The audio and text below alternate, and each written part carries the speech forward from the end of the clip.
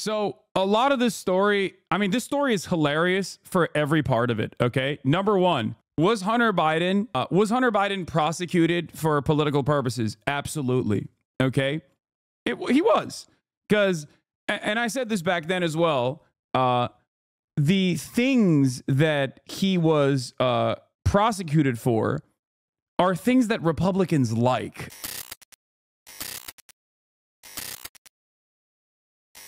Also, Hunter Biden is free.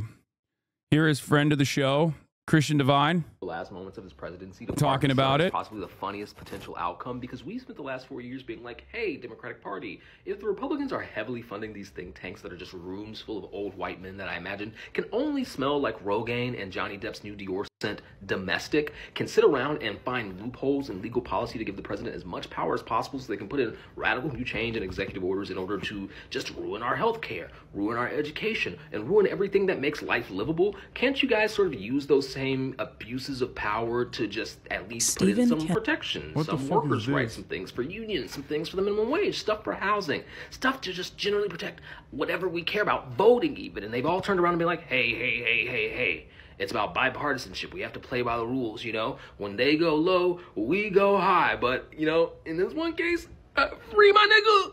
Dang, that's my son. Y'all thought I was gonna go out and let my blood just chill in jail like that? Nah, we freeing the homie. We freeing the homie. I don't care. It was just a little crack he was smoking. He was smoking crack and getting the job done. To me, that's a hard worker who should be out of jail. What do you mean? Also, don't come at me. I understand that I'm oversimplifying the seat of presidential power. I'm just making a point about how actually funny this is. So it seems this is a great take. One last thing I was gonna say before we get to the Hunter Biden thing is, like, someone linked this to me and went, there's another person who made like a documentary. There is not, in my experience, I have yet to see one singular documentary that has detailed the fallout and the relationship between Destiny and Hasan in an accurate portrayal, because every single effort post on the matter comes from his rabid community that have basically reframed the truth incredibly aggressively. I've yet to see a single effort post on this from someone in this community that has made like a long and comprehensive analysis on what actually happened. It spans across many, many years at this point, and that's it. You know, there's nothing out there. So that's a W for us. I mean, it doesn't really, no, it is PR. I mean, there's a ton of PR in the opposite direction. I don't think anybody cares. It's because we're not as drama pilled. I know. It's also because we've never, it's also because, you know, I never really talked about Destiny, or when I did, it wasn't from the framework of drama. The only reason why I ever decided to bring up Destiny's name in this community was because of his loyalty to Israel. But yeah, he's been cyber stalking, cyber harassing, and doing this like lol cow operation for 5-6 years, or 5 years at this point. So anyway, let's get to some real news. Hunter Biden. This was my reaction to freeing Hunter.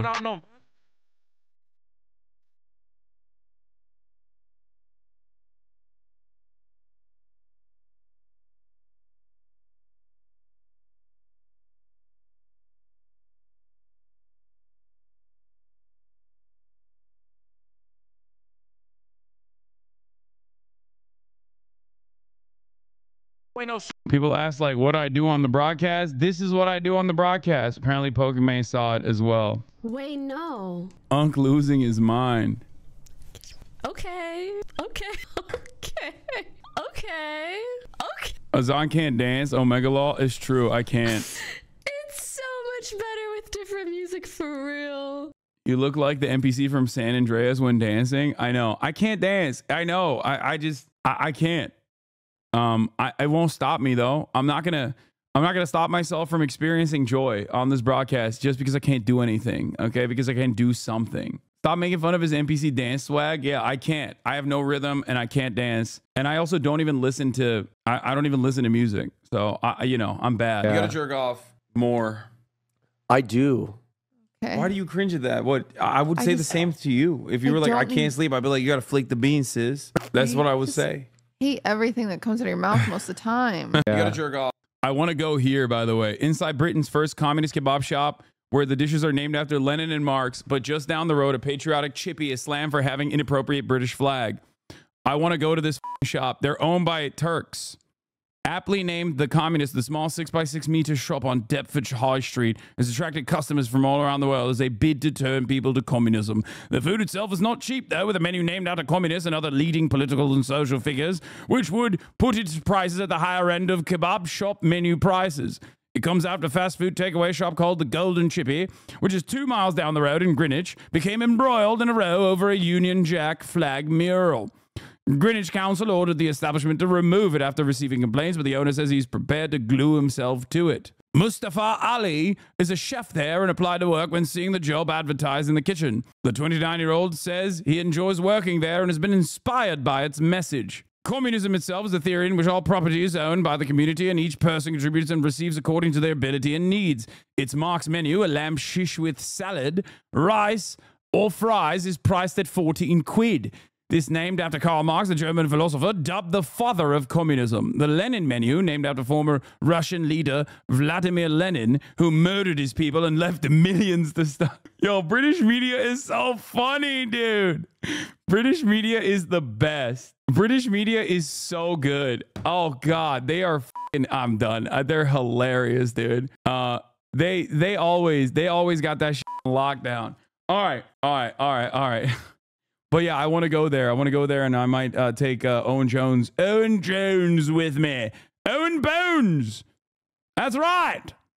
Very nice. They're owned by a Turkish guy, a Turkish communist. He's got to be a fucking HasanAbi head, I suspect.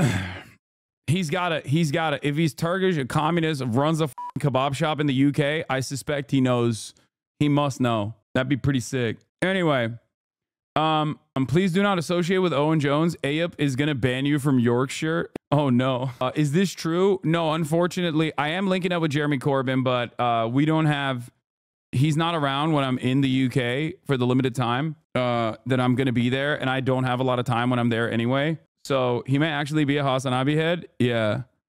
Armani Pek. I spent my childhood in Turkey. I was 16 when I met socialist associations for the first time. Like Martin Luther King said, we had a dream one day that communism would come. Armani Communist Baba. We would have liked to keep our prices lower, but meat prices doubled this year, and it's not just meat prices, you all know. There's unreliable increase in price of many items. Despite this, we would not lower the quality. We would not sell a product we did not like to eat to someone else. Anyway, yeah, this is the fucking institution, and I'm stoked to go visit it. All right, we're not going to check the menu tab right now. Let's get to the news, all right? As I was saying, Joseph Robinette Brandon, ladies and gentlemen, Joseph Robinette Brandon has offered a blanket pardon to his son, Hunter Biden. Let's get started on the story. To issue a blanket pardon for his son, Hunter, a reversal from promises he made during the campaign. Chief White House correspondent Mary Bruce starts us off. Good morning, Mary. Good morning, George. Well, this is something that President Biden and this White House were adamant that he would not do. But this morning, with just weeks left in office, the president is now protecting his only living son with a sweeping pardon. Overnight, a sudden reversal. President Biden issuing a full and unconditional pardon of his son Hunter, ending a legal saga that the president now says was politically motivated. Biden had long promised he would not interfere with his son's cases, telling our David Muir in June such a pardon was not an option. Will you accept the jury's outcome, their verdict, no matter what it is? Yes. And have you ruled out a pardon for your son? Yes. But now Biden says he believes his son was selectively and unfairly prosecuted, writing in a statement, no reasonable person who looks at the facts of Hunter's cases can reach any other conclusion than Hunter was singled out only because he is my son, and that is wrong. The president accusing his political opponents of trying to break Hunter, who has been sober now for over 5 years, saying in trying to break Hunter, they've tried to break me, and there's no reason to believe it will stop here. Enough is enough. I'm extremely proud of my son, Hunter. He has overcome an addiction. He's one of the brightest, most decent men I know. Hunter Biden was convicted in June on federal gun charges for lying on a federal form about his drug addiction when he bought this Colt revolver in 2018. And in September, he pleaded guilty in a last-minute deal to 9 tax-related charges, accused of avoiding paying $1.4 million in taxes while living lavishly, taxes he had since paid back. He was scheduled to be sentenced later this month in each case, potentially facing more than a decade in prison. But now Hunter, seen with his father over this past holiday weekend, will... So a lot of this story, I mean, this story is hilarious for every part of it, okay? Number one, was Hunter Biden prosecuted for political purposes? Absolutely, okay? He was, because, and I said this back then as well, the things that he was prosecuted for are things that Republicans like, okay? Tax evasion and also gun ownership, any sort of hurdles against gun ownership. Republicans hate that shit. So ideologically, Hunter Biden was doing stuff that Republicans love to do, lying on a gun ownership form, only to find out that they were lying. He was lying on the gun ownership form later because he stupidly wrote it in a book that he was on crack cocaine in the time of his purchase of a gun. All that stuff is hilarious. Okay, this is exactly the type of shit like Republicans would yell at the Democrats for over lawfare. Having said that, Biden spent years saying, "Oh, I'm not going to touch the Justice Department. I'm not going to do politics in the Justice Department. I'm not going to do that. Let it run its course. Let it run its course." First, he tried to get first the DOJ gave a sweetheart plea deal to Hunter Biden. The Republicans caught wind of that, got very mad, and then made it a much larger story. Then an independent investigation was conducted and found him guilty again. Okay, they tanked the sweetheart plea deal. Okay, which is an understandable thing that you would have gotten if you were a wealthy person in a position of power. That's just, it's inappropriate, but it is the way it is in the United States of America for the most part, for every wealthy person, especially wealthy individuals who are directly related to power. Having said that, however, Joe Biden and the Democratic Party loves institutions, norms, civility, and defending the sanctity of these institutions. So for them to turn around and for Biden to turn around and like openly go against this is fantastic. It's hilarious. The only thing that is frustrating to me about this entire process is like, why won't they drop institutional norms for anything good? Why does it always have to be purely to like defend your fucking son? I don't give a shit about Hunter Biden going to jail or not going to jail. I don't care. You will never be able to convince me that this is like a gross misuse of the federal authorities. Like, it's just so fucking annoying. I want the Democrats to operate like this, but for good shit, not for pure selfish reasons. Okay? But what makes it even funnier is that these guys love hypocrisy baiting while being institution defenders. And the irony here is that they openly showed once again that they don't give a fuck. And Joe Biden's statement on it was, this is lawfare. This is political. This is like bullshit. You know who else said that? Donald Trump. Donald Trump. You can't say that while you spent the last couple of years hunting Donald Trump, and the only thing you were able to lock him down on was like paying hush money to a porn star that he fucked with a misuse of campaign funds. And you couldn't even get him on that. You got his lawyer on that. So what did you get him on? You got Donald Trump on changing you got him on like paperwork. Okay? That's the only thing you were able to get him on, paperwork. All of a sudden, this is Trump world, is Trump universe. If I'm Donald Trump, I'm celebrating. I'm throwing up numbers on the board, because not only does this show that the Democrats don't care about norms, institutions, blah, blah, blah, all this shit, they also recognize the reality of lawfare. So all of a sudden, this is like a perfect silver platter opportunity for Donald Trump to turn around and be like, well, you see, I told you it was lawfare. They also recognize it when it happens to them. It's crazy. It's crazy. Now, before people say, oh, well, Hasan, Donald Trump did this. Yeah, I know, dude. I know he did. I don't even give a shit that, one, I don't give a shit that Joe Biden did this. I can't stress this enough. Of course he was going to do this. Get the out of here. Okay? Number two, I do give a shit that Donald Trump did it. Okay? Because the stuff that Donald Trump did this for, the pardon powers that he used, was for like fucking murderers. Okay? for people who have done unimaginably bad things. Like, he specifically went in and pushed the military to no longer prosecute a war criminal. You know how hard it is for the Marines or for the American military to go, yeah, this guy was a little bit too crazy. You know how hard that is with Eddie Gallagher? You know how hard it is for the American military to go, yeah, this one guy may be a little bit too crazy. His own unit narked on him. His own unit, Eddie Gallagher, his own unit snitched on him.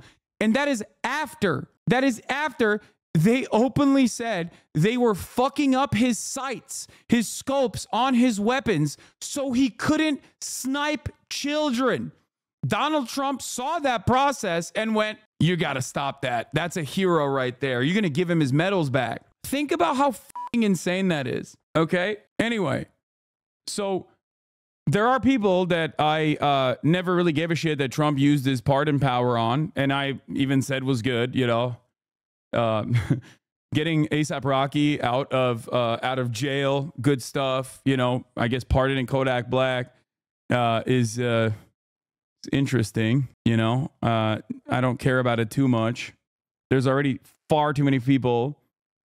There's already far too many people that are in prison to begin with. Okay.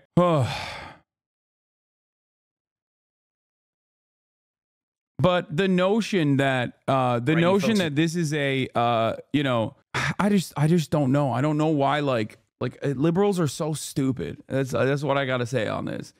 Even Republicans have basically looked at the situation. Even Republicans have basically looked at the situation and we're like, great, I'm glad that Biden did this. Of course he was going to do this. It's his son. And you know, now no one can claim that we're being ridiculous when we want to pardon the January 6ers. And to be fair, yeah, I mean, who cares if the January 6ers get pardoned? Okay, I don't give a shit. Yeah, I don't care. Yeah, Dinesh D'Souza, who was pardoned by Donald Trump, is complaining about Hunter Biden being pardoned. That's also funny. There are this is a hilarious situation across the board. Okay, no one is above the law except my son Hunter, says Dinesh D'Souza. Dinesh D'Souza was pardoned by Donald Trump. Dinesh D'Souza's criminal trial was also so funny because it was like, he is the one guy that so openly and so obviously was compromised, and in the way that he carried himself, he's the one guy that went to jail for campaign finance laws. Okay, he did straw donations for his friend. What is this? He did straw donations. Dinesh D'Souza did straw donations for his school friend. Okay, who still lost by like 75 points. And it was fucking spectacular because you don't need to do straw donations in America. You just use super PACs. And yet this dumb fuck still tried to do straw donations. And he went to jail for it. And he did a whole documentary about it. Also today, the mules were fake. My bad. Oh my God. Dinesh D'Souza also apologized for the two. What a fucking loser. All right. I'm all over the place right now. My ADHD is going out of control. Let's continue with this. Face none of that.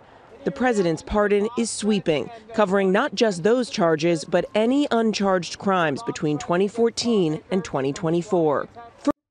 That blanket pardon is pretty crazy, by the way. It goes hard. It's like Hunter Biden until last night had the opportunity to do more crimes and he would be free of federal prosecution, which is crazy. In my opinion, that's just... So it doesn't annoy you that the son of the author of the crime bill, who was responsible for destroying the lives of so many black Americans, gets to walk free of the same crime? No, it doesn't. I mean, everything that Biden does annoys me. I hate him, but it doesn't annoy me beyond like, I don't know. It doesn't annoy me beyond the fact that it's just like, who gives a shit? He had 24 hours to assassinate Trump and he failed. Yeah, because it's not it's like, I don't think anybody should be going to jail for some of the fucking crimes that Hunter Biden could have potentially faced criminal penalties over. Like tax evasion. It's completely unacceptable, right? Lying on your forms when you're purchasing a gun, also completely unacceptable. Having said that, however, these are both instances where there's a shit ton of lenience, especially in terms of like tax evasion is one of those crimes where it's like, if you get caught doing it, they come after you and they say, you have to pay this fee. And then that's it. You know what I mean? That's it. You fucking pay it back. You're like, I'm so sorry. I didn't realize this was the case. I'm paying it back, which is, you know, exactly what he did, if I'm not mistaken. Yeah, you pay it back plus a penalty. It's just like complete fake outrage. The people that are like genuinely upset about this. I guess like the only thing I'm upset about it is that like Democrats don't use this kind of like Democrats don't use this kind of like obvious grift and hypocrisy and abuse or you know, the misuse of power that you have for anything good. And I despise that. Okay. I hate that they don't do that. It's very frustrating to me. And I wish they did it for like actually good things. He should do this for broad clemency. Like he should do that. He should do this. For months, the president intentionally avoided commenting on the specifics of his son's cases, not wanting to give the appearance of interfering, instead stressing his support for Hunter as a father. I love him, and he's on a straight and narrow, and he has been for a couple of years now, and I'm just so proud of him. While at the White House, aides were emphatic that the president would not step in on his son's behalf. We've been asked that question multiple times. Our answer stands, which is no. But now the president says, here's the truth. I believe in the justice system. But as I have wrestled with this, I also believe raw politics has infected this process, and it led to a miscarriage of justice. Adding, I hope Americans will understand why a father and a president would come to this decision. The about face comes just weeks before President-elect Donald Trump is set to take office. Trump has vowed retribution against his political opponents and has repeatedly bashed Hunter and the Biden family, accusing them without evidence of corruption. President Biden clearly did not want to leave his son's fate in the hands of Trump's Justice Department. Now, in a statement and a post, Trump says the pardon is the abuse and miscarriage of justice here, while in a statement his spokesman argues the president's move underscores Trump's claims that the Justice Department has been weaponized, saying, quote, that must be fixed, and saying that is what Trump intends to do when he returns to the White House. George. Okay, Mary, thanks. Let's bring our chief legal analyst, Dan. It's like, oh man, I can't believe the Justice Department is weaponized against you. That's crazy. That's crazy. I can't believe that happened. Also, now Trump can just like turn around and say, this is what has happened to me. That's a crazy thing to say. Plenty of evidence. Hunter was corrupt. Wait, what? No, Hunter was in direct violation of the law. The point is, this is the type of shit that like under normal circumstances, you would expect leniency over. And especially when it's like someone who is wealthy and powerful, they always get leniency over it. And the reality is, the reality of the matter is like, yeah, it is yet another instance of like the Republican Party very clearly creating drama surrounding it. As far as like Hunter's corruption goes, he did like basic nepotism shit in Burisma, if that's what you guys are talking about. He basically lied to the fucking Ukrainians about how much access he had to the government when he had no fucking real valid opportunity to influence the government at all. And his dad, literally as the vice president, actually moved against him and against his position in Burisma. So much so that like, you know, numerous investigations were conducted by the Republicans that wanted to make this a much larger fucking deal, and they couldn't. They openly recognized that they failed to even make any movement.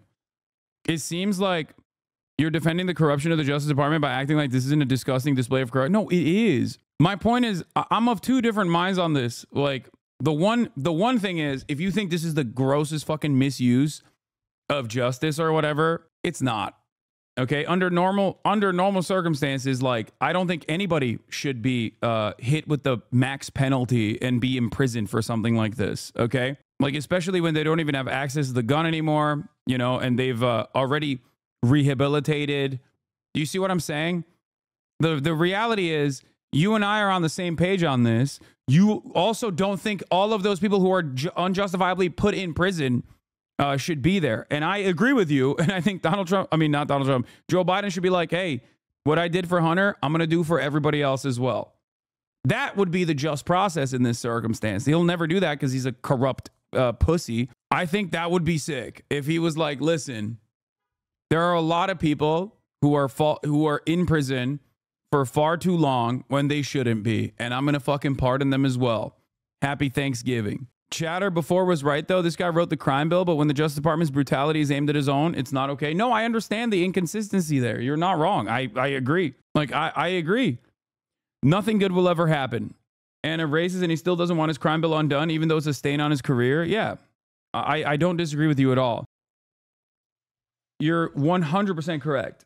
The man who wrote the crime bill who's the architect of the crime bill, which has been devastating for black and brown communities and poor people in general in this country, turns around and finds in his heart leniency and clemency for his own kin. All right. Oh, all of a sudden he's got it. Like, if you're pointing to that inconsistency, yeah, you're 100% right. Of course. The problem here is that it's not like no side of this is correct. You know what I mean? Like, you think Republicans actually care about the pure graft here? They care. They're like, oh, wait a minute.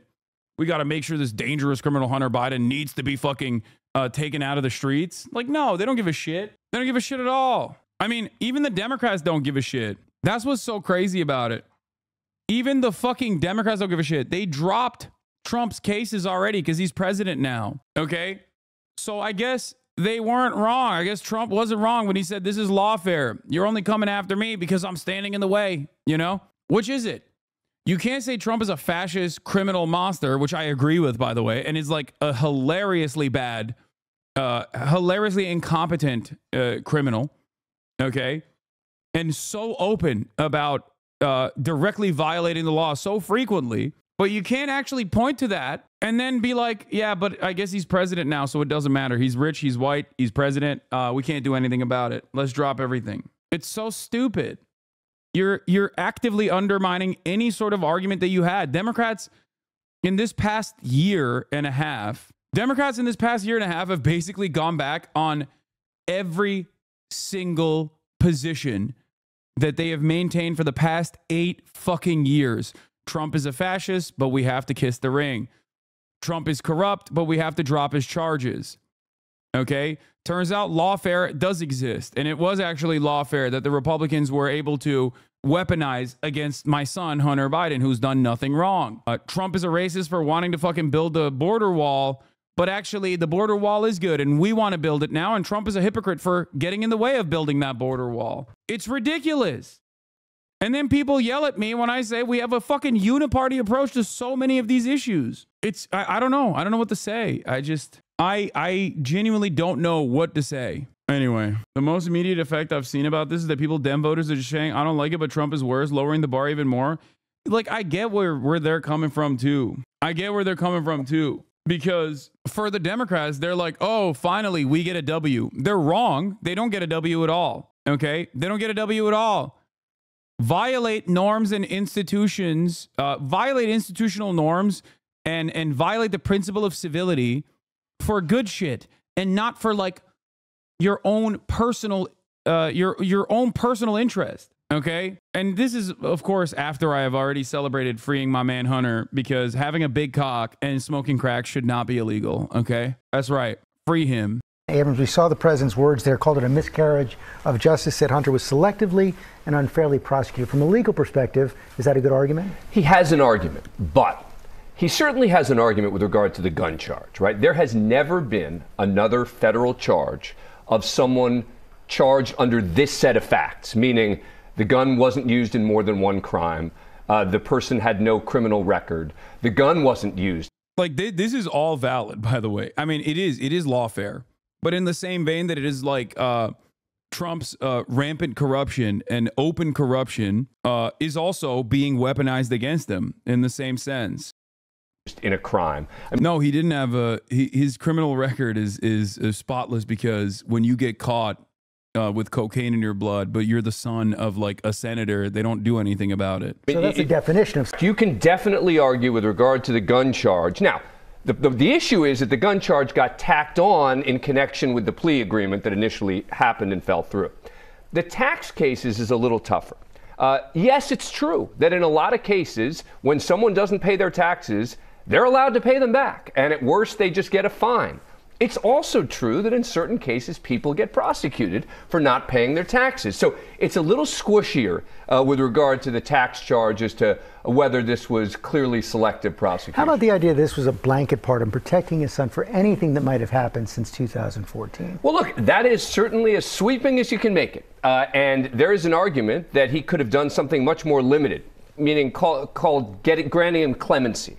That would have meant the convictions stand, but with regard to a sentence, he doesn't get any jail time. There is no sentence. That's what clemency could have done. He didn't do that. He granted him pardon on the 2 charges, plus on anything he could conceivably prosecuted for. Out of fear that he might be prosecuted. Well, and because there are a lot of people on the right in particular who have been talking about a variety of crimes that they wish that Hunter Biden had been charged with, that he should have been charged with, et cetera. And I think that's the reason that one happened. But it's interesting when you hear the president's team, the president-elect's team, talk about the Department of Justice and weaponization. It's a little tough to say that because this Department of Justice is the department that went after Hunter Biden. So it's now the president stepping in to protect Hunter Biden from his Department of Justice. And I think it's an important point to remember in this context. It is. Dan Abrams.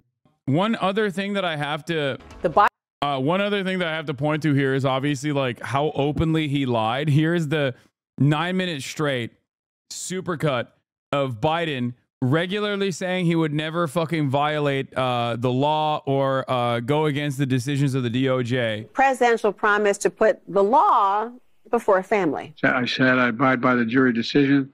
I will do that, and I will not pardon him. Letting the world know that he will not wipe away the decision of 12 of his son's peers. Was asked directly, and he has said he wouldn't pardon his son if he gets convicted. Let's wait and see what happens if he loses. Yeah, but he said it. He's going to get pardoned by his dad. There's no question about that. The president has ruled out pardoning his son. Major commitment from the president, accepting the outcome of the trial and also pledging not to pardon his son. So the challenge for him is really to continue to live up to his values when it was really personal, and he did that today. It seems like a pretty normal, straightforward answer, but it takes new weight when we see what Trump is saying about the outcome of his trial, what we're hearing from other Republicans who say they don't accept the jury's verdict here in New York. The contrast is profound. To sit there and say, well, I'm not going to intervene in the legal process, and I wouldn't pardon my son. One side, Democrats and Joe Biden protecting the justice system.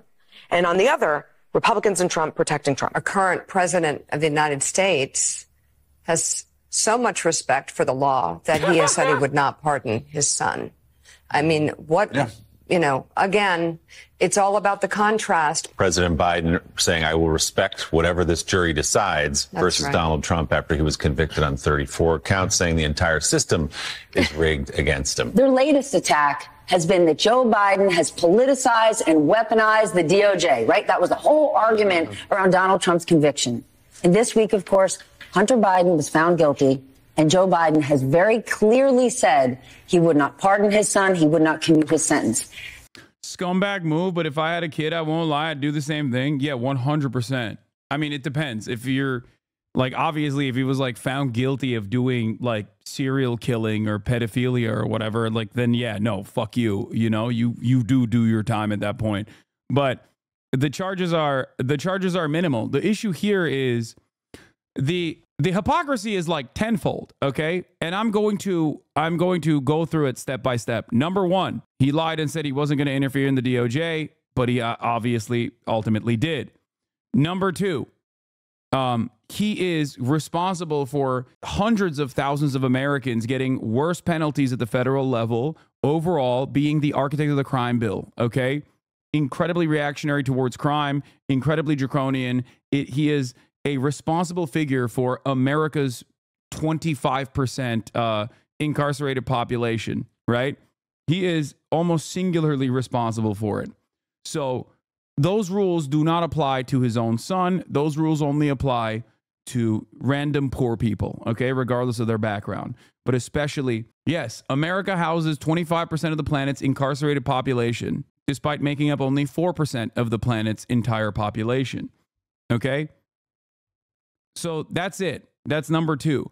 Number three, the ways in which he actually pardoned Hunter Biden and claiming that this was lawfare, which is, you know, technically true, right? Like, this was a political thing. The ways in which he went in to the pardon, the blanket pardon, saying this is lawfare, this is politics, and that's why I'm pardoning my son. Also, directly gives an out for so many of the Republican grievances. It basically confirms all the Republican grievances that Democrats are corrupt, they're criminal, they don't give a shit about the law, they act like they care about civility, they act like they care about impartiality. They act like they care about like preserving these institutions and their sanctity. They do not. And that's true. They don't.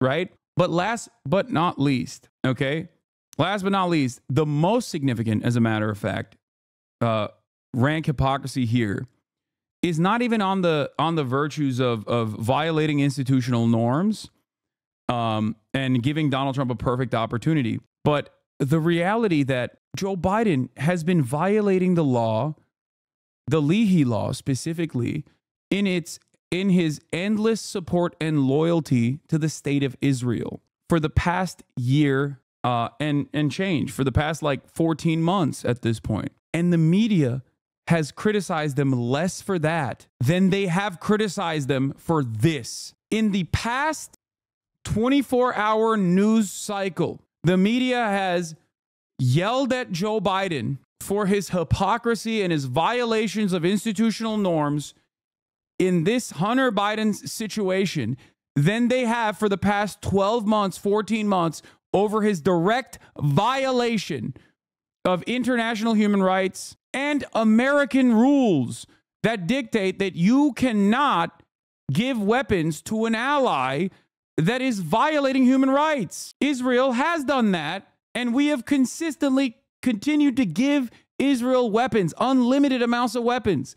Biden recently secured $680 million of weapons, or 280? Another fucking $600 million to Israel on his way out. He's still doing it. He did that literally fucking 4 days ago, 5 days ago, despite the fact that there is countless amount of evidence, not just from NGOs and international organs of justice, but also evidence directly from the State Department that shows Israel is violating human rights by refusing humanitarian aid to reach a civilian population that it is currently in a bombing campaign over, that is currently genocided. That to me is insane. I feel like I'm losing my mind. I feel like that is significant. That is infinitely more significant than like pardoning your own fucking son. And yet it is yet another glaringly obvious inconsistency in the way that our media operates. Another glaringly obvious inconsistency in the way that our State Department operates, in the way that Americans in positions of power interpret hypocrisy or violations of the rules. Biden has been a serial violator of the rules. What a fucking ridiculous, nonsensical position. That's why I couldn't believe it when, where is it? Nate Silver was like, this is my red line. Nate Silver came out immediately yesterday. I said, I discussed here how I voted for Harris despite feeling like the Democrats indulged in a lot of bad behavior that voters were rational to publish. After the White House lying about the Hunter pardon, I'm not sure how much more I can tolerate. I won't vote for any Democrat in 2028 that doesn't repudiate the pardon within 48 hours. To which I said, I like that for this liberal, genocide is not a red line. Pardoning Hunter Biden is. It blows my mind that there are people out there who are like, genocide I'm okay with, but pardoning your son, that's a step too far. Like, what are we doing? What are we doing? Yeah. Girls, I can excuse the genocide, but I draw the line at pardoning a low-level criminal. You can excuse the genocide. I don't understand it. I genuinely don't understand how your brain can be this fucking broken. How you can be this devoid of humanity. That to me is completely unacceptable. Like, that's your fucking deal breaker, dude. You are such a monstrous scumbag. Oh, Americans are so weird, dude. It's just like, they're so selfish and they're so weird. Like, how do you look at so much death and so much destruction every single day and then turn around and go, yeah, that's fine. We got to do that. We have to do that. We have to let Israel rain hell upon undeserving civilian populations over and over again. But God forbid a president fucking pardons his son for some fucking low-level offenses, you know? So while on the one hand, while I understand the hypocrisy argument, especially not on terms of like lawfare, but especially because Biden himself is a person throughout his career that has advocated to institute harsher criminal penalties for low-level offenses in general, turning around and like pardoning his son is you know, obviously ridiculous, especially when it's not packaged with any sort of additional clemency. But the very fact that we are more hyper focused on this nonsensical shit and lose our minds over this is so silly. Like, it's just, I don't know. Biden Justice Department has been politicized. That's the message this morning from not just Donald Trump, but from President Joe Biden himself. The president issuing a full and unconditional pardon to his son Hunter after repeatedly insisting in public that he wouldn't do it. And to defend his decision, the president adopted an argument that could have come straight out of Donald Trump's playbook. Blame your political opponents and claim unfair persecution. President Biden said this, quote, "The charges in his cases came about only after several of my political opponents in Congress instigated them to attack me and oppose my election." The president adding, quote, "No reasonable person who looks at the facts of Hunter's cases can reach any other conclusion than Hunter was singled out only because he is my son. And that is wrong," end quote. President Biden pardoning his son not just for the gun crimes for which he was convicted and not just for the tax crimes for which he pled guilty. Instead, Biden gave his son an extraordinarily sweeping pardon for any and all crimes he committed, may have committed, or even merely been involved in at any point in the last 10 years. That broad language, unlike any in recent history and reminiscent only of President Gerald Ford's pardon of Richard Nixon for, quote, all offenses against the United States, end quote, that the former president had or may have committed during his entire presidency. Trying to explain his decision to Americans, President Biden made a personal appeal. He said this, quote, "I hope Americans will understand why a father and a president would come to this decision," he said last night. Understand?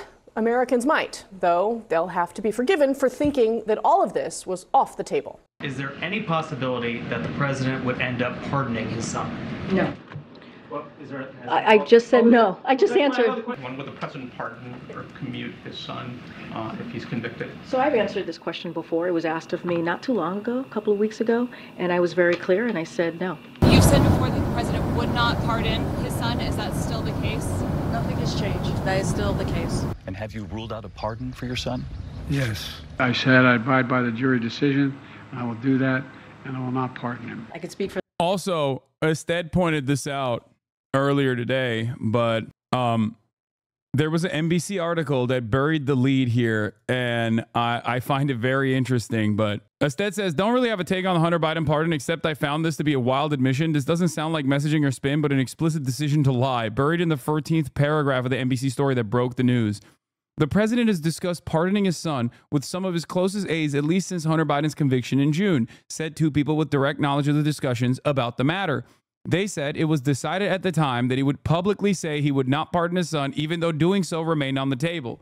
That's just like, that's just lying. I like that liberal media has a way of portraying this as though it's something different, but like, no, that's just called deception. It's called lying, right? You can passive voice lying as best as to the best of your ability, but that's just called, yeah, I'm going to pardon him, but I'm just going to lie in public until, the election is over. And liberals are losing their minds. Jonathan Chait, Biden's unpardonable hypocrisy. This kind of brings me back to another point that I make regularly, which is politicians lie all the time. They lie during campaigns. They overpromise and underdeliver. But what they choose to lie about matters. And what is shocking to me about the way that the Democratic Party has operated, especially in the last couple of election cycles, is what they choose to lie about. Trans women are a real woman. You're just a bigot like usual. What? Okay, this guy's hitting every avenue. All right, cool. Why do you say Bismillah before you eat pork? Okay, man. Anyway, my point is, what I've been saying over and over again is why do Democrats choose to lie about $50,000 in tax cuts for small businesses? Why don't they choose to lie about, pushing for Medicare for all? If you're going to lie anyway, just lie about good shit. And it's the same with this. If you're going to violate institutional norms anyway, then do it for something good. Do broad sweeping clemency. It's so stupid. What's the point of lying, man? I don't get it. I mean, I don't know. It's just how you sell your position, I guess. This man straight up nuked the Democratic Party on his way out. Yeah. Okay, POTUS, now pardon the 3,000 people in prison for federal marijuana offenses, and pardon the 40 prisoners on federal death row, and pardon Edward Snowden, and pardon Leonard Peltier, not just your son. Yeah, but he won't do that. He won't fucking do that. Leonard Peltier is still in prison, and as of July, he was denied parole for killing 2 FBI agents in 1975. Spent most of his life in prison since his conviction in the 1975 killings of 2 FBI agents in South Dakota. Pardon Assata Shakur. There are plenty of people you could fucking pardon, you know? I hate it. I hate that, like, the violation of institutional norms and rules only goes in one direction. And it's very fucking annoying. It's only done for straightforward, self-serving hypocrisy. Leonard is my grandma's ex-boyfriend. How cool is that? That's fire. Kason looking like Tony Snell. I saw this, and I didn't like that they were airing him out like this. FaZe Kason was trying to ask Pokemon out in the DMs. More than good. Apologies for misjudging you in the past. You're cool. I owe you a dinner. No, not the FaZe boys, just us. How else can we become friends?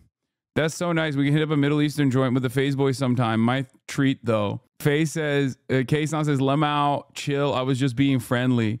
Okay, everybody needs to calm down.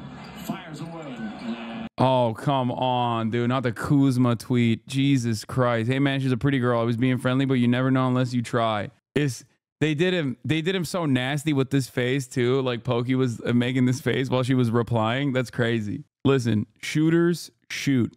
Okay? FaZe Kason, salute to a fallen soldier. You miss 100% of the shots you don't take. He didn't ask in a weird way. This is like he didn't say anything weird. He wasn't gross. He wasn't odd. Okay? This is perfectly polite. This is a perfectly polite and perfectly normal interaction. Okay? That's it. If you get mad at this or whatever, I mean, yeah, people are, clowning on him, but it's fine. It's okay. Shooters shoot. She was texting him on stream. She wasn't trying to do it on purpose. Yeah, no, I don't think Pokemon was, trying to air him out. All legal moves, no fouls. Yeah, exactly. Oh yeah, I saw the Al Qaeda Twitter versus Islamic State Twitter beef.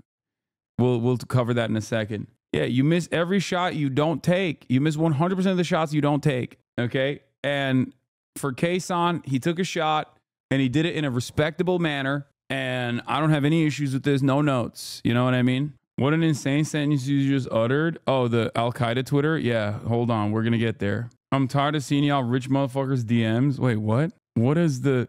This is just because they're two famous people. Like, what do you mean? And also, in most circumstances, the DMs you see are fucking gross. You know what I mean? The private affairs that many of these fucking streamers or whatever, or rich people, wealthy people, famous people, their private affairs are usually not as normal as this. So yeah, I'm defending Kason. Anyway, but getting back to the pardoning drama for the president, and he said he would not pardon his son. Does the president have any intention of pardoning him? We've been asked that question multiple times. Our answer stands, which is no. Well, it stood until last night. Joining us now, Saleha Mohsin, senior Washington correspondent for Bloomberg, Isaac Dever, CNN senior reporter, Megan Hayes, former director of message planning for the Biden White House, and Brad Todd, Republican strategist and CNN political commentator. Welcome to all of you.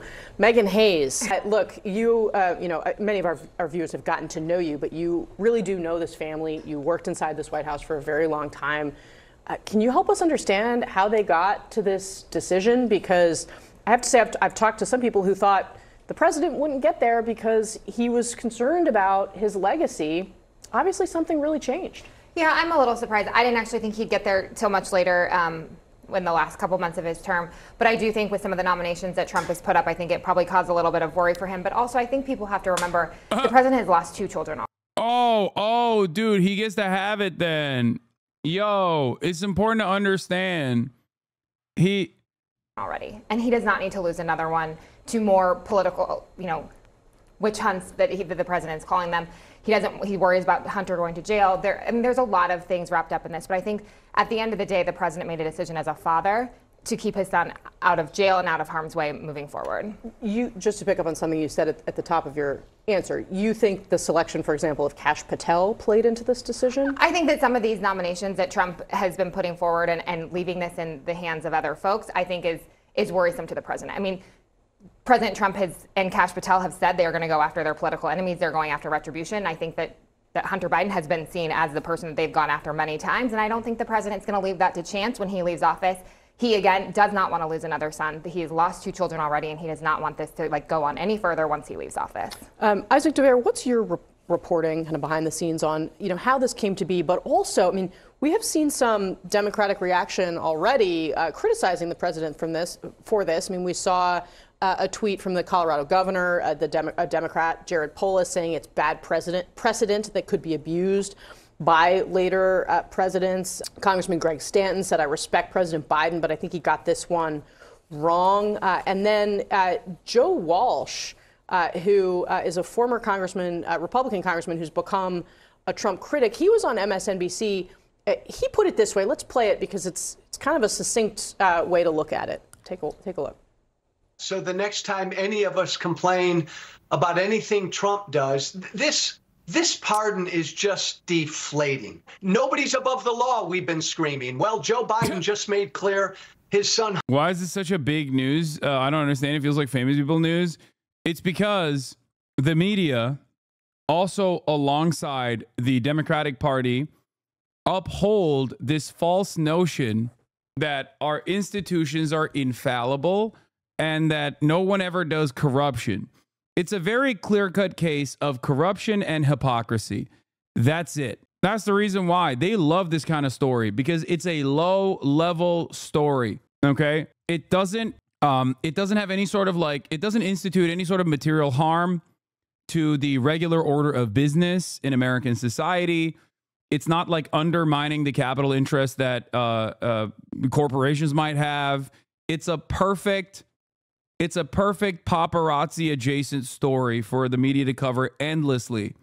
Okay. I doubt, even in spite of all of this round the clock coverage on it, I doubt that many Americans give a shit. Okay. This is but an afterthought. Do you see what I'm saying? It's not like, oh, remember when Biden did this? This is a legacy ender. It's like, who cares? I don't care. I do, however, care about, the real violation of norms, laws, in defense of Israel, for example. Like, I think that is far more consequential. And yet the media that loves eating this fucking slop rarely ever cover that. Or even when they're covering this issue, they could be talking about the ridiculous nature of how many low-level offenders are still locked up in jail for similar comparable crimes. Okay. And the fact that there is no clemency for them. Like that's an angle that they could hit on this issue, but they won't, because they don't care, because that ultimately does undermine the criminal justice system, right? That is far more consequential to the way that our criminal justice system operates. So the media's job here is to just simply propagandize and talk about low-level shit that is slop, okay? It's just complete slop. Hunter is above the law. Donald Trump lies every time he opens his mouth, we've been screaming. Joe Biden repeatedly lied about this. The politicization of the justice system. Donald Trump and his people have been screaming. Well, that's exactly what Biden said here. Does he have a point? And what are you hearing from other Democrats? This is the kind of thing that does breed cynicism in people. And it's that cynicism that in part Donald Trump plays off of in making the moves that he does when he says, look, it's all rigged against everybody. The Justice Department is politicized, right? And now Joe Biden has said that. His Justice Department under his administration was what was pursuing these cases, was what had gotten the guilty verdict in the gun case, and we were waiting for the sentencing in this tax case. That's an issue for Joe Biden to face now, when he has put himself forward not just as an opposition to Trump, but as someone who is standing on principle and on norms and on keeping in that way. I do think, though, it's important we can hold multiple thoughts in our heads at the same time, right? That Donald Trump will perhaps use this, and certainly allies will use this as justification or something to point to when he does things, whether it's pardoning people who were involved in the January 6th riot or other things. But it's not like Donald Trump wasn't going to do some of those things anyway, right? And so, but it does muddy all the waters of people who wanted to see Biden, if nothing else, as somebody who was standing up for all of these ideals that he was talking about for the last bunch of years. Yeah, fair. Although we should also acknowledge this is not the first president to pardon someone who he is related to in some way, including, I mean, with Donald Trump, it was an in-law. But someone in his family nonetheless. An in-law, Charles Kushner, Jared's father, who he has just nominated to be his ambassador to France. I would have to agree that there is a little bit of a precedent being set that now when Democrats are sort of trying to figure out where do they go from here after having lost so badly in the presidential elections and down ballot races, they're trying to rebuild the party and they're left with an aged president leaving, former head of the Democratic Party after being president, and now he's done this. It's going to be really hard in the next 2 years as Democrats are trying to position themselves heading into midterms to also serve as bulwarks against some of Trump's plans, especially now that we've heard about his FBI nomination. Brad Todd, you and I have we saw each other on Sunday. We were talking about kind of the ways in which, Republicans obviously feel like the Department of Justice has been weaponized against them in political ways. Do you buy? I mean, Joe Biden is basically saying, look, he would never have been prosecuted if he wasn't my son, and that this is political as well. Do you buy that? There's no question. A lot of Justice Department prosecutions are a result of the fact that the DOJ decides they can get press out of them. They are sensitive to media pressure. They're sensitive to political pressure. Joe Biden and Donald Trump are now saying the same thing. And I think that makes the case for why the DOJ has to be cleaned up. New ethos of operation has to happen there. But I think one thing about this pardon that's striking to me is that it's not for the gun and the tax charge. This is for everything he did in the last 11 years. Coincidentally, that's when he went on the board of Burisma, the Ukrainian gas company. I think that there's going to be a lot more investigation into what Hunter Biden's dealings were with Burisma, and now that he's been pardoned, he doesn't need the Fifth Amendment. He can tell us everything. He can tell us everything about his co-conspirators. He can tell us everything about other people who did business with him. A lot more is now on the table. And so I think Joe Biden, in overreaching here with an 11-year pardon, he may have opened more fodder for investigation from the House. But that's the point. In the mind of the president, it seems that there was this fear that there would be vindictive retribution, prosecutions of Hunter Biden under a Trump-run Justice Department. And look, it is definitely the case that some of the attention to Hunter Biden is because of Joe Biden. I remember still being in South Carolina. It's kind of funny that they're still maintaining this position that like there's something to be tapped into there. Like, oh yeah, there's still, maybe he's like secretly trying to pardon Hunter for Burisma. And it's like, I mean, they tried that already. I'd be shocked if there's like additional criminal misconduct that they somehow missed. You know what I mean? Carolina, the day after the South Carolina primary that Joe Biden won in 2020 when he turned his campaign around, and all of a sudden Senator Ron Johnson was asking for information about Burisma. So, but that's the way it goes. It's also the case that Hunter Biden clearly over the course of his career benefited from being Joe Biden's son. Just watch. More people will be pardoned by this administration who dealt with Hunter Biden. You're not going to believe it. We thought we had the show set, and then this happened last night. Fox News alert, President Biden's pardoning his son, Hunter. Right. Chuck Dies. Thank you for the 10 gifted subs. Excusing any offenses the first son may have committed over the past decade. Madeline Rivera is at the White House with the latest for us. Hey, Madeline. Hi, guys. Good morning. Well, this is a big 180 for a president who has long said he will follow the rule of law. But the president says he changed his mind because he believes Hunter's charges were meant to break him politically. In a statement, the president says, in part, here's the truth. I believe in the justice system, but as I have wrestled with this, I also believe raw politics has infected this process, and it led to a miscarriage of justice. Hunter was supposed to have sentencing hearings on December 12th for his gun case and December 16th for his tax case. All of those now gone. on. But the president's pardon doesn't just cover these offenses. It covers any crime the first son may have committed between January 2014 to December 2024. And that time frame is notable given that Hunter joined the board of Burisma Holdings in 2014, and he has been scrutinized for his foreign business dealings. The president says he made this decision over the weekend while spending Thanksgiving holiday with his family. But NBC, which was the first to report this news, says the president had been talking about the possibility of pardoning Hunter with his close aides as far back as June, when Hunter was convicted on those gun charges. As for whether we'll get any on-camera comments from the White House on this, there is no press briefing for the next few days, with the president abroad for his long-awaited trip to Angola. Karine Jean-Pierre and National Security Communications Advisor John Kirby will gaggle on board Air Force One today, still that is off camera. And remember, the president held no news conferences when he had those international summits last month in Peru and Brazil. Lauren, Steve, Ryan, and Ainsley, rather. All right, Madeline, thank you very much. You got it. Maddie unfazed by the cold weather. I mean, she does That's the right. same She's ready at for 60 as she does in 30. And she ran to the White House. Oh, really? That's fantastic. So we knew this was going to happen, but we just couldn't believe the audacious way it did happen. Number one, I think it took almost zero courage. You do it on a Sunday and then go to Angola and then take your press secretary with you. So no press conferences. Just let the chips fall where they may. Pardoning your son, to me, is not shocking. Roger Clinton getting pardoned by Bill Clinton, not shocking. But never admitting that you were going to do it, saying definitively you wouldn't do it, and then going ahead and doing it, and then the letter that followed to explain what went into it is just full of...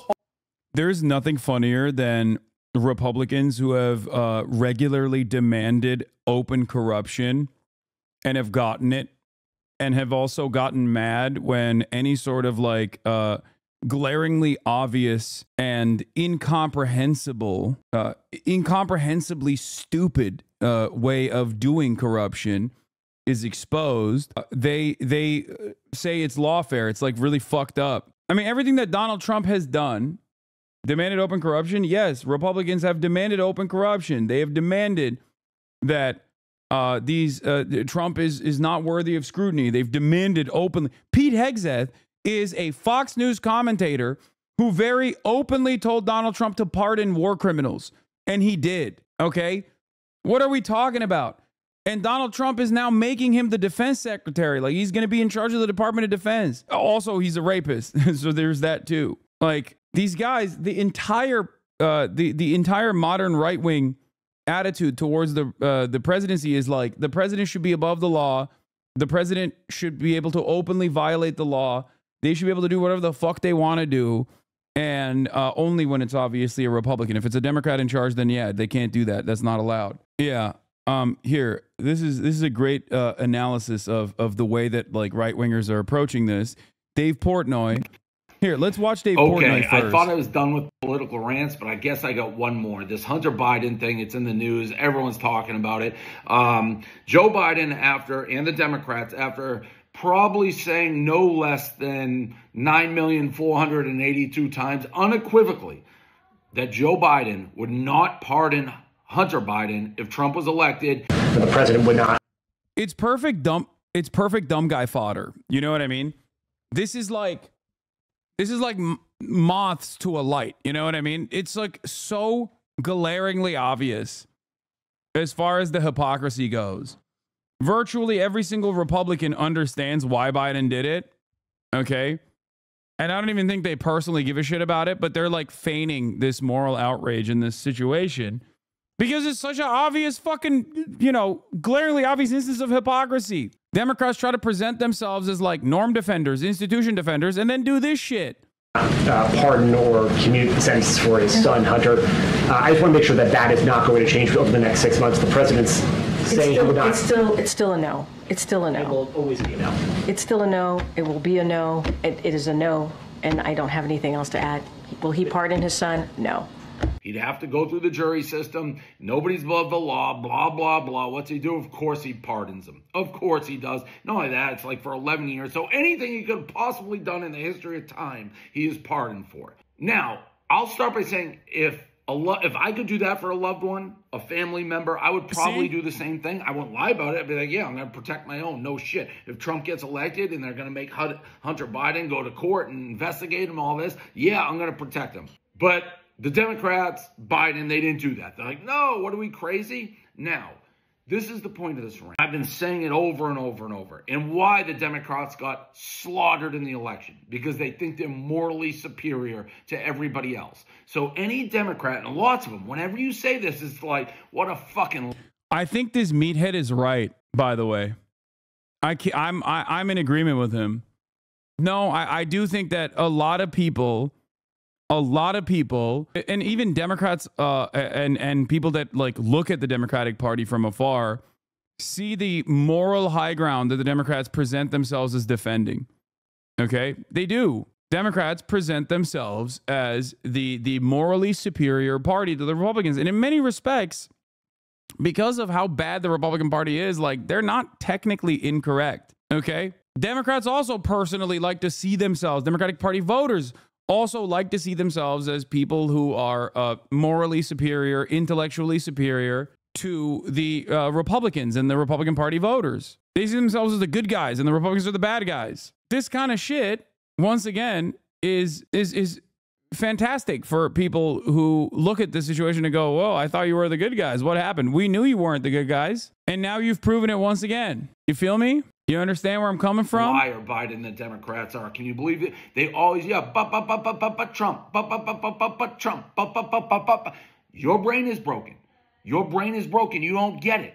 Because here's the thing. What the Democrats have done for, 12 years, have taken this moral high ground that we're the righteous party, the truth, honesty, integrity, and Trump is a threat to democracy. He's Hitler and he's a Nazi and this and that. And then the Democrats, whether it's the primary or this, time and again, they're worse than anything Trump's ever done. So if you're like, it's not that. It's the lecturing. It's the Democrats, this engine, just lying straight to our face, pretending they're the moral, righteous authority and thinking the American people are so stupid that we don't see through it. Blow up the Democratic Party. I'm not saying if you vote Democrat, you're liberal. And I'm saying the Democratic Party, the people, the talking heads who sit there and call Republicans trash and we're stupid, no strong women around Trump. This is why you got obliterated in the election, because you guys are all fucking liars. You sit on a house of lies, a throne of lies. You're no morally better than anybody else. Stop pretending it. We see through you in time and time and time and time again. Your true colors come forward. So stop pretending that you're this moral, righteous authority and you're so true and virtuous. You guys are just rate the pizza, bro. Just put the pizza in the bag, bro. Stupid, the dumbest argument. I mean, he's not wrong. He's not wrong. You got to understand, if we're surrounded by dumb guys, if American politics is dominated by dumb guys, you have to understand where the dumb guys are coming from. And this dumb guy is not wrong. Yes, he is Lamau, but go off. I mean, he's not. He's not wrong. The only problem here is that he's like, yeah, you guys are doing corruption, and that's why I'm voting for the even more openly corrupt party. That's the part where he's wrong. Okay? Do you not understand? The righteous party, the truth, honesty, integrity, and Trump is a threat to democracy. Like, I say this shit too. I say this shit all the time. What do you expect? What do you expect people to think if you present yourself as like institution defenders and then violate those institutional norms for personal gain after lying and saying over and over again that you won't do that? I also think this happens to be more honest in a weird way than like the likes of Nate Silver, who are like, and this is my red line, sweetie. You know what I mean? Oh, I voted for the Democrats reluctantly, but I think I won't anymore. It's like, okay, huh. Did you see this Vox article this morning? I'm surprised they mentioned John F., but not you. Why would they fucking mention me? I am not a progressive group that has anything to do with the Democratic Party. I have no institutional influence. It would be journalistic malpractice to say the likes of Hasan Piker are responsible for the Democratic Party's successes or losses in any meaningful capacity. John Favreau, Matt Iglesias, and Ezra Klein have the ears of some of the most important Democrats in the country, establishment Democrats. That's why I laugh whenever people say like Matt Iglesias literally does have direct influence over establishment Democrats. He's Hitler and he's a Nazi and this and that. And then the Democrats, whether it's the primary or this, time and again, they're worse than anything Trump's ever done. So if you're like, it's not that. Okay, that part I don't agree with. Worse than anything Trump has ever done is ridiculous. It's the lecturing. It's the Democrats, this engine, just lying straight to our face. That part I don't agree with. He's definitely wrong about that. Why are we listening to this chucklehead? Because not only is he a chucklehead, but he represents the average dumb guy's opinion, okay? He represents the average dumb guy's opinion, and a lot of dumb guys feel this way, and that has electoral consequences, okay? If the entire marketplace is filled with dumb guys that care more about their own personal feelings over the way that the Democratic Party is conducting itself or whatever than the actual truth, then that's what matters. That's what matters. You need to understand where people are coming from and how they're arriving at these conclusions. Pretending they're the moral, righteous authority and thinking the American people are so stupid that we don't see through it. Blow up the Democratic Party. I'm not saying if you vote Democrat, you're liberal. And I'm saying the Democratic Party, the people, the talking heads who sit there and call Republicans trash and we're stupid, no strong women around Trump. This is why you got obliterated in the election, because you guys are all fucking liars. You sit on a house of lies, a throne of lies. You're no morally better than anybody else. Stop pretending it. We see. I think it's the sanctimonious, smug attitude that Democrats present themselves as that very clearly is not the truth. The Democrats, if they behaved this way and they actually cared about the institutions, I guess they could at least have like some kind of saving grace, okay? They could basically just be like, yeah, well, Republicans are pieces of shit. We do care about this stuff. And that's why, see, we don't do it. I still think it's dumb for them not to do it. Okay? You guys know this. I always tell the Democratic Party to behave like Republicans, not in terms of policy, but in terms of politics. Okay? It's ironic because Republicans are also sanctimonious and smug as well. But regardless of the ways in which the Republicans and the Republican Party carries itself, it doesn't read in the same way. Republicans love cancel culture. Americans, by and large, still think cancel culture is an invention of the left. Okay? Everybody loves identity politics as long as it's just their identity. Okay? As long as they can use it against their perceived ideological enemies. You understand me? They do this shit. Republicans do this shit as well, but then they also actively block and push, and they make it seem as though this is only just a liberal thing. See through you in time and time and time and time again. Your true colors come forward. So stop pretending that you're this moral, righteous authority and you're so true and virtuous. You guys are fucking scumbag liars, and you prove it time and again, and this is just the latest in a long line with Hunter Biden. Yeah, I would pardon my son too if I had one, if I could save his ass too. I just wouldn't lie about it like you guys lie about it. By the way, everybody knew the lie was coming.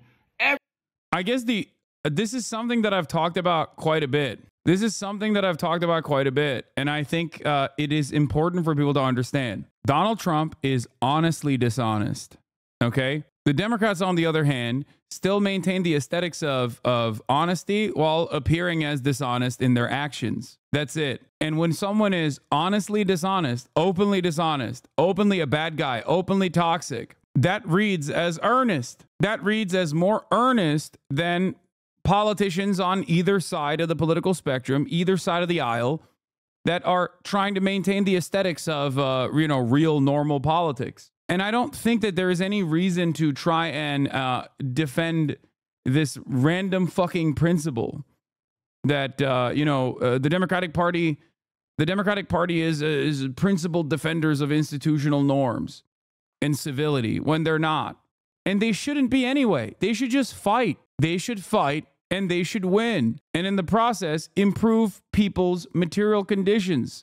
They should do that. I want a fighter. And I think that there are a lot of Americans who feel the same way that I do. But they don't do that. They lie about dumb shit instead of, you know, lying about good policies like Medicare for all.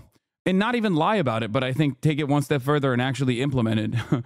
But it's like weird that they won't even choose to lie about it, because that's how captive they are to corporate interests. That's how captive they are to corporate interests. Everybody. It's fucking pathetic. That's it. I'm done with, hopefully done with the political rants, but it's just so crazy. It's like, and still trying to be like defending it. Just give up, blow it up.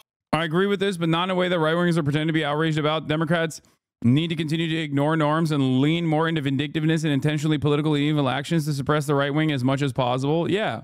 And don't do it in this like pussy ass way. Republicans also, for the record, Republicans lie about this shit all the time too. What do you think happened when they were prosecuting Hunter Biden? It was lawfare on the other side. They did that shit too. Everybody does this. It's so frustrating. Everybody does this. It sucks. But if you're going to do it, at least the Republicans move the needle in terms of the legislative agenda that benefits some of the most insane people in their fucking, in their coalition. Republicans regularly use dishonest tactics to suppress the Democrats and lie about the Democrats and lie about their own positions. But they fight. At the end of the day, they fight for their constituencies. Democrats don't. I'm trying to strip this conversation of all of the important factors, okay, of any kind of like tangible material impact, and explaining it to you in the simplest ways possible, which is Republicans will do the same exact stuff that the Democrats do, okay, and have done time and time again, the exact same things that the Democrats have done. And they also act as though they're doing this at the behest of like some sort of serious standard that they're upholding.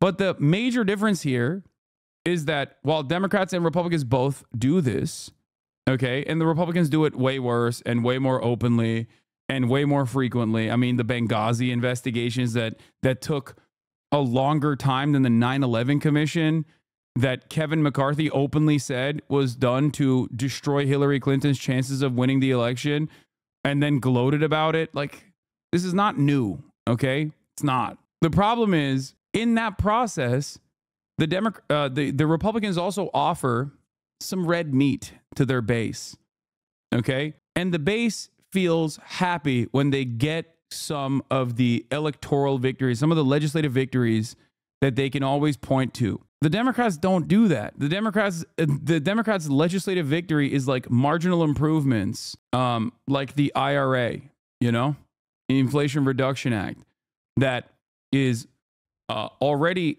before it even gets out of the gate, it's like compromise on top of compromise because of internal party conflict. Okay. Oh, we can't increase the minimum wage because the Senate parliamentarian decided that it's not in the rules. Like, who gives a fuck? Fuck the Senate parliamentarian.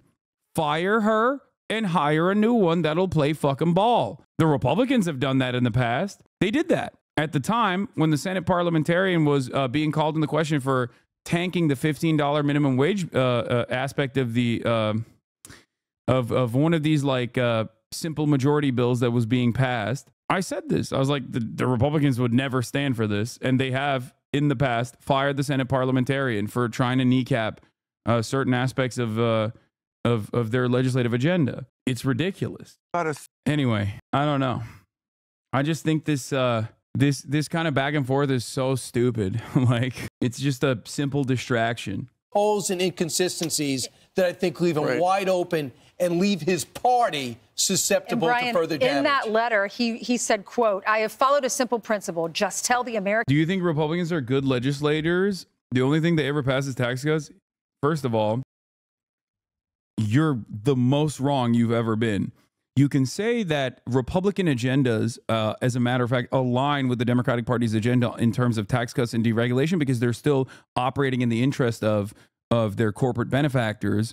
And therefore, the Democrats don't actually launch any sort of serious fight against them. And so the deck is stacked against the Democrats. That I agree with. But if you think the Republicans are not good legislators, you have not been paying attention. Of course they are. Of course they are. Are you kidding me? They're victims of their own success. It's not just about directly utilizing the federal government, or directly utilizing the legislative body at the federal level, Congress. They have completely sidestepped and effectively neutered Congress. Okay? They use the judiciary. They use the judicial branch. That's what they use. They use state legislators where they can take advantage of redistricting and gerrymandering for disproportional representation and pass ridiculous bills. And if there's any sort of judicial contest against said bills, they can take it all the way up to the Supreme Court, where, as you've also openly recognized, the Federalist Society has already stacked the deck with a supermajority of far-right Supreme Court justices that will undermine the rule of law, break the fucking institutions time and time again. I'm not saying they're playing fair, but if you think that they do not enact their agenda, you haven't been paying attention. There have been like 200 bills that passed in the state legislators against trans people when there's like fucking 40 trans athletes total. Okay? That's number one. Think about the, signature accomplishment of Biden in terms of gun control.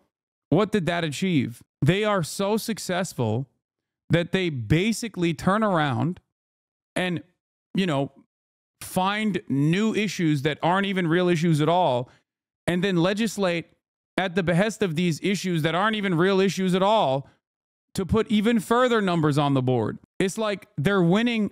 They're winning by fucking 40 points in the fourth quarter, and they're still dunking. Okay, they're not even bringing out the second string. They're still going with their starting five, and they're just still pummeling. This is the way that the Republican Party operates. So to say that they are not successful in enacting their legislative agenda is just false.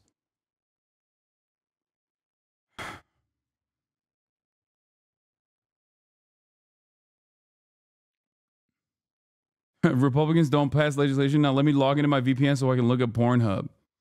Yeah. No, they don't have to pass federal laws aside from tax cuts, which is still, again, openly in their favor. And they are very successful at that. But they don't have to pass federal laws. They can undermine the laws of the land or federal laws by weaponizing the state legislative body, and then taking these bills up all the way to the Supreme Court, which they've already stacked. There is no equivalence on the Democratic Party front. None whatsoever. In terms of abortion restrictions, that was what the base wanted. That was at least a key part of the base. Really, really wanted that. Okay? And they gave it to them. Gun control. When is the last time we've had any sort of reasonable gun safety measures implemented? Biden will tout his electoral accomplishments with the shittiest fucking gun control bill. By that same standard, by that same metric, Donald Trump did just as much as Biden did in terms of gun control when he made bump stocks illegal. There was a period of moment where they were talking about red flag laws and instituting them. Last time any sort of serious gun control measure was passed was 1994, the assault weapons ban. American people the truth. No, you lied to us so many times, but about this specifically, you said you were not going to pardon your son. You said it over and over and over. You said you didn't know anything about your son's his businesses. You never discuss it. Then there's video or pictures of you playing bump stocks, which no one in the right mind uses when you can spend $200 on a tax stamp for an NFA weapon. I think the tax stamp is more than that. Is it just $200? No shot. I feel like there would be significantly more automatic machine guns in circulation if it was only $200. I thought it was like $15,000. I think you're talking about a tax stamp for something different than that, right? The $200 is for suppressors. It is $200, but it does not cover full auto. Yeah, I thought the tax stamp was closer to. Hold on, let's look it up. What chatters are talking about is I guess one barrier of entry to like purchasing automatic machine guns in this country, the incredibly expensive tax stamp that you need to get. And you're talking about SBRs and silencers that have a $200 tax stamp. Yeah, SBRs are still semi-automatic, but automatic machine guns, if you want to get a fully automatic machine gun, you still need to get like I think you need to go through additional checks. Usually it's just people that have like Usually people only get that if they have like a shooting range or whatever. You know what I mean? Even fully automatic weapons only need $200 tax stamp, but it has to have been manufactured before 1986. You have to be a licensed weapons dealer for full auto. That's why a YouTuber can get it. It's a loophole. NFA automatic weapons themselves are at least $15K just for the gun. All are grandfathered, so zero new supply. Because it's like after 1986, it costs like a bunch of money to get a stamp for it or something. The tax stamp is still $200, but there's other things you need, like a specific firearms license. Others can have them if they're weapons dealers. Yeah. You can get a FFL without an actual shop and get automatic weapons. I feel like there are, my point is there's a lot of limitations, whereas a bump stock, you could just like, in this country, a bump stock automatically uses, a bump stock changes the semi-automatic weapon into basically an automatic weapon by simply using the force against it, okay?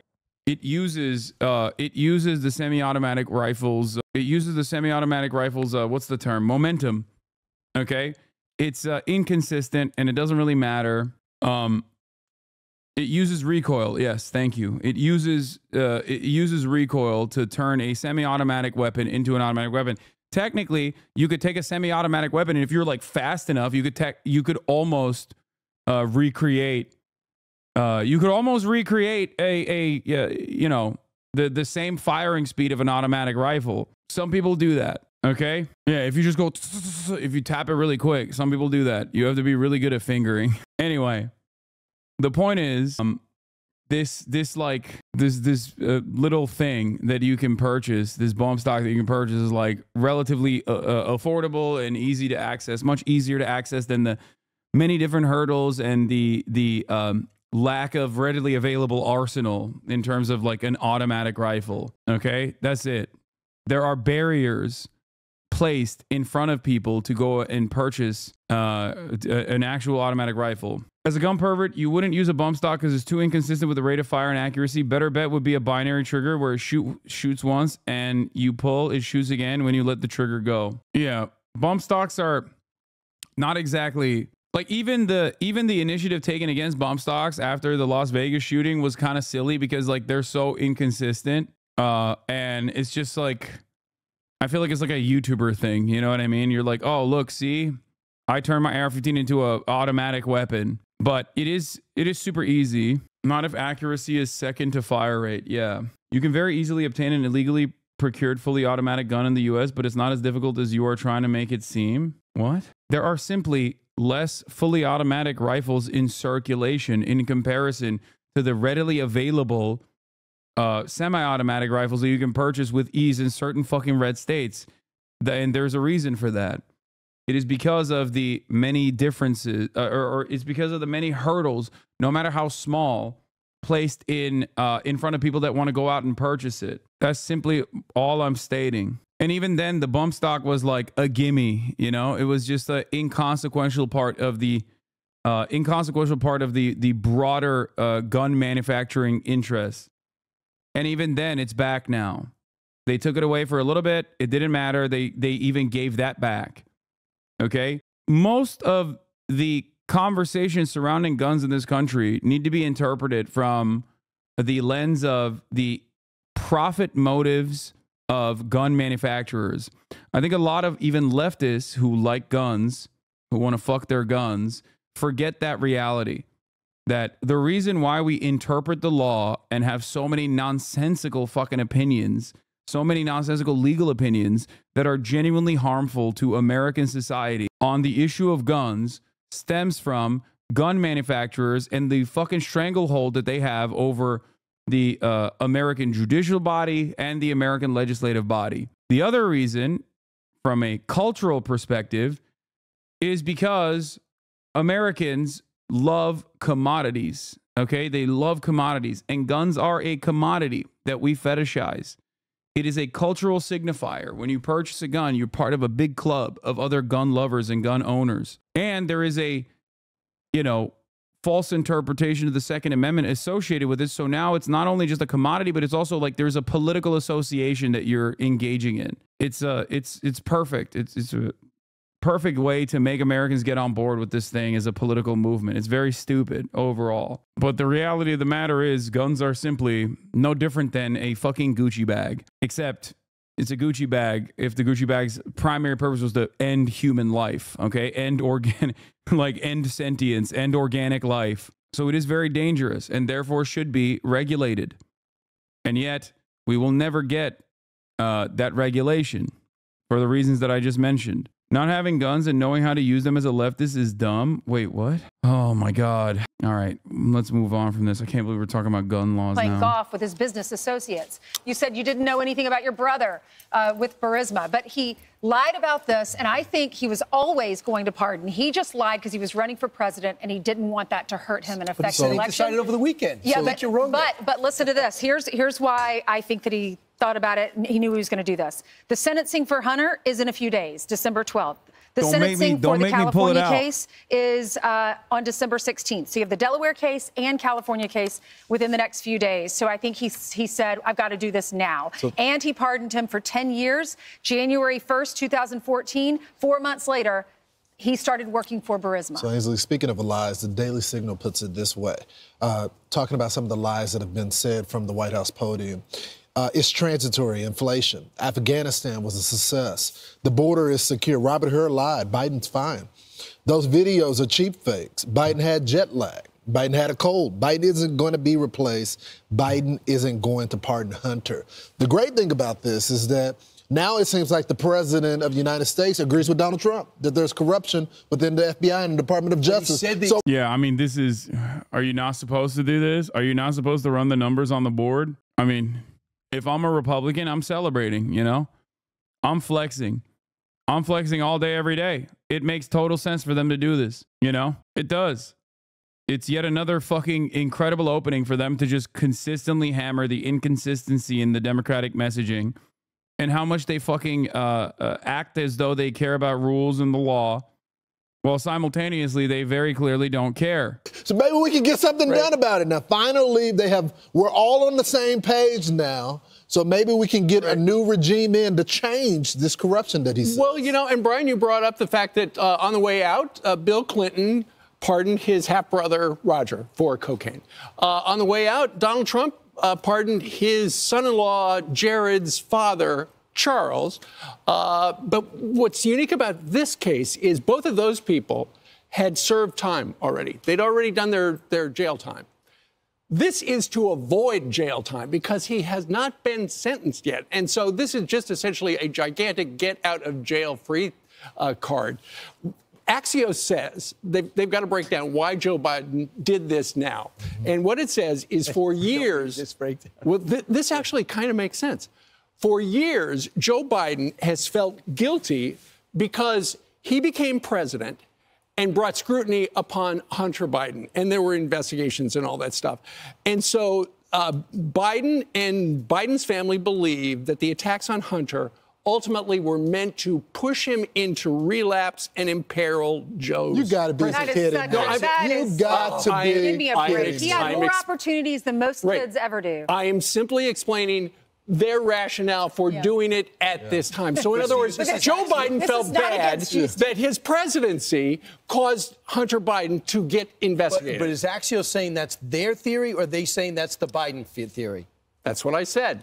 So Joe Biden and the family feel that Hunter, they believe that he was attacked. Yeah. They were attacking Hunter to push him into relapse and imperil Joe's presidency. Everybody from all different, when you have people from all different backgrounds that have had people that had disabilities when it comes to the drug addiction. No one's even talking about that. People are talking about the corruption and explain that to all the men that you put behind bars when you signed the crime bill, and now you want sympathy for your son. You had no problem locking up all these other men back in the day after you authored a bill. So spare me with the, oh, this is because pushing him into relapse. No one even is talking about that. And along the way to finding his international business dealing, we found hookers and crack. Yeah. But only thing people care about, and he put that out, is the Romanian billionaire, the Ukrainian Burisma deal, the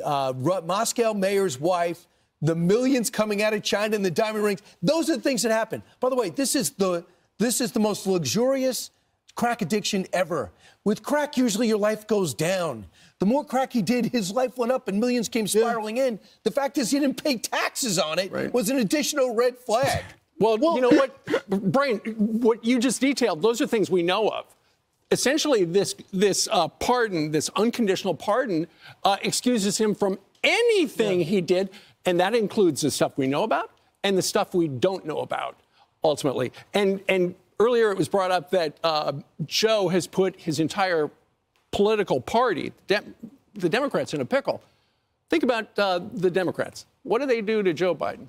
They got rid of him, running for president, and now I don't think he cares. Ooh, well, he was. I think. It is revenge. Absolutely. I think he was going to do it regardless. I mean, they just lied about it. Whether he became president or not, the son was not going to serve 1 day in jail, which is why the media should have been a king to what was going to happen. I mean, they asked the question, so I give them some credit for that, but they said he's an honest guy. This is a guy that would never do that. And by the way, the White House sold us 2 stories. They said that Hunter Biden was a successful businessman and also that he was an addict as well. So the smartest man in the room that was. If they think hookers and crack is bad, then what do they think of Pete Hegseth doing this? Pete Hegseth accused of chanting "kill all Muslims" on a drunken night out. They think this is awesome. Pete Hegseth has said basically this, but when he's sober and with not the same terms. So, yeah, I mean, obviously, they don't give a shit when people do crack cocaine, okay, on their side. They just don't care. It's very stupid. Was also severely addicted to drugs. You cannot have it both ways. Either he was the successful businessman that had all these connections, or he was addicted. I think can't be both. I think also he thinks that as a dad, maybe he's afraid to lose another son, and that's why he wants to take care of this son. That's more important to him than watching his son have consequences for breaking the law. Look, and also, I shouldn't be, but I am just floored at the just lie. Yeah. I'm floored that he told us over and over, I am not going to pardon him. So I thought, well, wait a minute. He's either going to, I don't think he's going to just let his son go to prison. So maybe he's assuming that Kamala will win. Maybe they have a deal. Kamala will pardon him in January. That way he can continue to say, I'm not going to pardon, I'm not going to pardon. But then you look at the sentencing. The sentencing is in a few days for Delaware and for California. Just a coincidence. It's right before that is when he decides to pardon. It's just a coincidence, Ainsley. He was thinking about it over the weekend. Over the weekend. Yeah.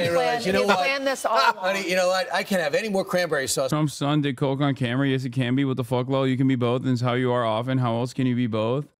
By the way, give me the paperwork. I'm going to pardon Hunter. And you might as well tell him. Well, we knew it was coming because just before the pardon, Hunter Biden's attorneys put out a 52-page paper called The Political Prosecutions of Hunter Biden. So it's like, okay, that pops out. Next thing you know, his dad says, I feel guilty about Hunter getting dragged through the muck, and so I've done this. It's only political when it comes to Hunter Biden. Who knew that they were above reproach with everything else, but when it comes to Hunter Biden, then suddenly they become political? Well, when President Trump tries to pardon the J6ers, I think he's going to have a lot less pushback. Right. He's going to say, yeah, you know what? I looked at it. They suffered enough. They actually went to jail. Well, so, Brian, in some cases, it's not of. Holy fuck. They're pumping it, dude. They're pumping it. Oh, they're pumping it. Imagine being paid millions every year to lie and distract on behalf of Epstein's best buddy. I mean, dude, every single person involved in American politics is so openly corrupt and awful and like so very clearly violate the same rules and norms as they like make it seem as though there is some semblance of rules and norms to begin with. All these institutions bend to your will. I mean, we have rules in the books that say Democrats and Republicans both. No politician is supposed to be trading on information that's not publicly available. No one gets enforced. How come we never enforce that? Like super simple shit. Remember when I said to the Pod Johns that the Democratic Party should use the federal regulatory agencies against those who very clearly against politicians, even in its own ranks, and certainly against others when they are in clear-cut violation? They should at least investigate people who are who have this like very glaringly obvious conflict of interest. I used the example of Joe Manchin.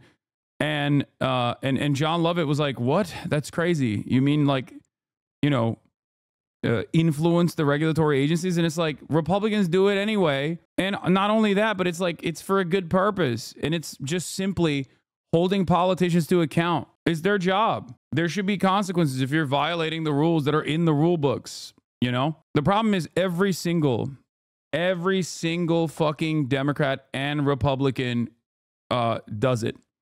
Every single one. So, of course, no one is going to do that. Following the president's pardon of his son Hunter this morning. And by the way, did you know the power of the pardon is written into the Constitution? It's Article 2 to be exact. A president can essentially eliminate the consequences of federal crimes and basically say the U.S. government forgives you. Pardons can be used as a tool for reconciliation or as a way to bring the nation together. For example, when a president pardoned another. What is this? Y'all are clowning on Kason, but this is how you politely ask a girl out on a date? I said 100%. When do you say that? Because Kason actually put Hasan on to politics and taught him how to work out. Kason used to be hella swole back in the day too. Hasan also hates Mexicans. Kason loves Mexicans. Kason, please put Josh's phone down. This is a side conversation happening. Okay, this is it. Kason, let me borrow his Lambo. Yeah. Kason actually didn't lose his advertising revenue for the month. He actually gave it to charity. But he's such a good guy. He's such a good guy that he actually didn't want people to know that he actually gave it to charity. So he was like, oh, my ad revenue got taken away from me for being Iranian. What is this? Damn, Kason was fucking yacked. That's crazy. Why do you have these in your camera roll? Yeah, that is kind of weird that your rage has these photos ready to go.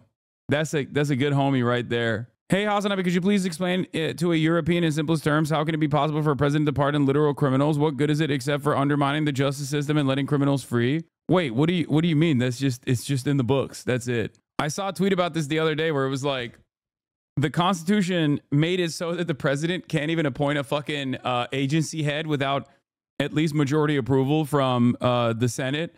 But then they can unilaterally decide that a criminal, at least on the federal level, a criminal is not worthy of any sort of prosecution or just pardon them.